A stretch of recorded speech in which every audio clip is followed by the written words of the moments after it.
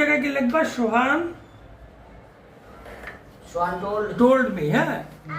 তারপর এই যে কমাটা উঠে যাবে, ইনভার্ট কমা উঠে, যেহেতু এটা দুইটা বাক্য, এটা দ্যাট যুক্ত করবে, হ্যাঁ।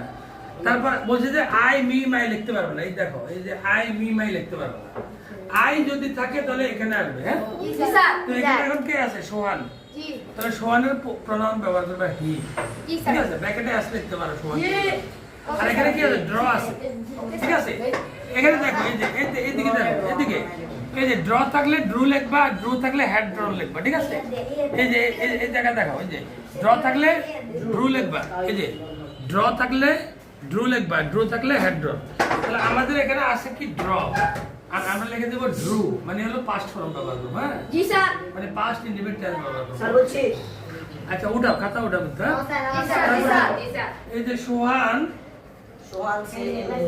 এই সেট টু আছে, টোল্ড ব্যবহার করলাম, হ্যাঁ। সেট টু আর টোল্ড একই কথা, হ্যাঁ, বলেছিল। তাহলে সোহান বলেছিল রিফাতকে দ্যাট, এই যে এখানে ইউ আছে, ইউ থাকলে কোন জায়গায় কি করে ইউ ইউ ইউ ইউ লেখা যাবে না, ঠিক আছে। তো ইউ থাকলে আমরা কি করব? যেমন এখানে ইউ আছে, এই যে ইউ থাকলে আমরা এখানে যে মাহি আছে, মাহিতে গেলাম।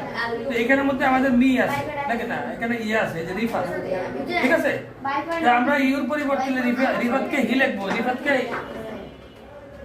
হি লিখবো, হি লিখবো। আর এখানে ড্রু আছে, তাহলে হ্যাড ড্রন লিখবো, হ্যাড ড্রন লিখবো।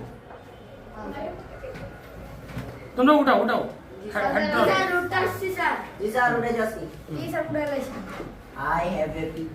তাহলে ওকে, তাহলে সোহান told Rifat that he had drawn a picture.